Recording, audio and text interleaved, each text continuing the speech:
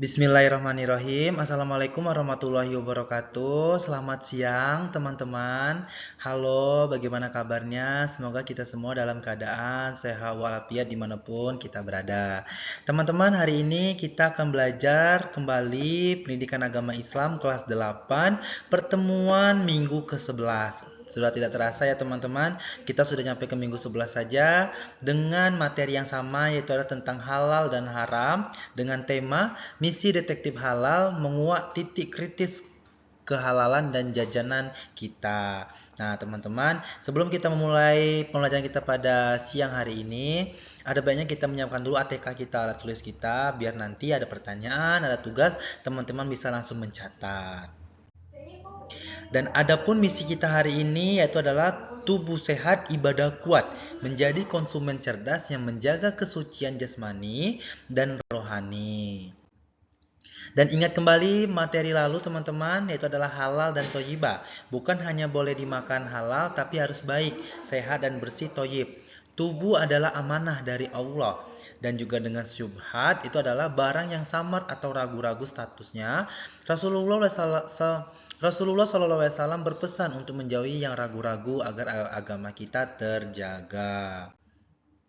Selanjutnya itu adalah apa itu titik krisis. Nah, teman-teman, titik krisis ini adalah kehalalan tahapan atau bahan tertentu dalam produk olahan yang berpotensi mengubah status produk dari halal menjadi haram. Seringkali bahan ini tersembunyi di balik nama kimia yang sulit dibaca. Disinilah tugas detektif dimulai. Jadi teman-teman, waktu kita beli barang baru atau barang yang asing lah di mata kita, itu kita lihat dulu nih logonya, komposisinya, biar jangan tertipu oleh logo. Terkadang makanan yang haram itu sendiri mempunyai logo halal, tapi komposisinya berbeda. Bisa jadi nanti akan ada pork belly atau daging babi atau minyak babi, atau lagi dari bahan-bahan lain, minyak darah mentah. Pokoknya teman-teman, kita harus menjadi konsumen yang kritis atau konsumen yang selalu memperhatikan makanan-makanan yang akan kita beli.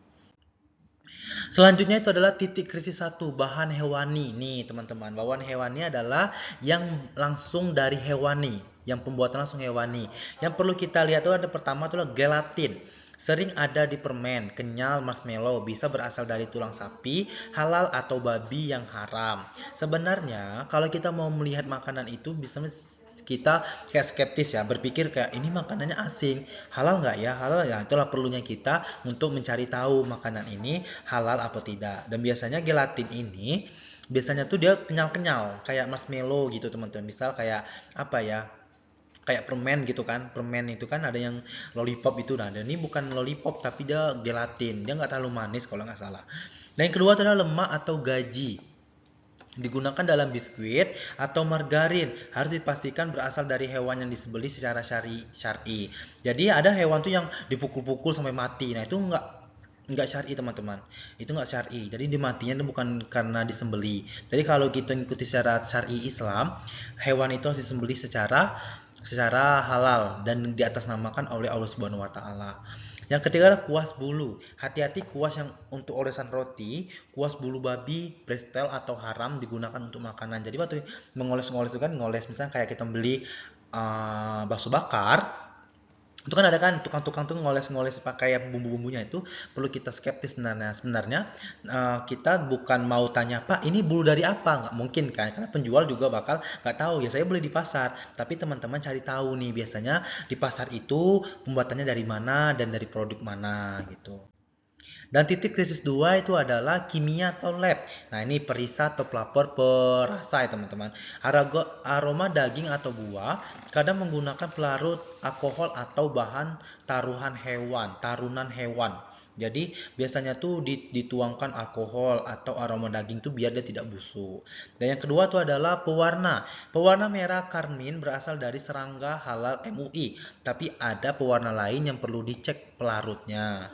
Dan juga ada kode E-Kodes atau kode internasional untuk bahan tambahan. Beberapa kode seperti E471 bisa berasal dari nabati atau hewani. Dan ada pun titik krisis 3, yaitu adalah proses dan alat. Pencucian, alat masak yang bercampur antara daging halal dan tidak halal tanpa penyucian syar'i. Ini perlu kita ketahui sebenarnya kalau kita makan itu ya. Sebenarnya Allahu a'lam ya teman-teman terkadang, tapi kita juga perlu skeptis juga sih. Yang kedua adalah kemasan, ini yang paling cepat sekali. Plastik atau wadah yang mengandung bahan pelicin dari lemak hewan yang tidak jelas. Jadi kita nggak tahu, siapa tahu tiba-tiba dari daging hena kan, kita kan haram teman-teman, nggak boleh dimakan gitu. Apalagi daging hewan yang mengandung bakteri atau cacing pita yang sangat tinggi. Selanjutnya adalah senjata detektif aplikasi digital. Nah, ini teman-teman, EUMI sudah ada aplikasinya dan aplikasi BPOM. Teman-teman boleh cek di Play Store-nya atau App Store. Itu teman-teman download biar nanti waktu teman-teman beli makanan langsung foto. Lihat ini halal atau tidak, atau kodenya tuh teman-teman masukkan biar kita tahu nih makanan saya halal atau tidak. Kita kan nggak tahu teman-teman. Jadi download aplikasi MUI atau aplikasi BPOM. Selanjutnya itu adalah simulasi kelompok di kelas. Nah, ini sebenarnya bisa, tapi nanti waktu kita pertemuan offline saja kita bagi kelompoknya ya, teman-teman.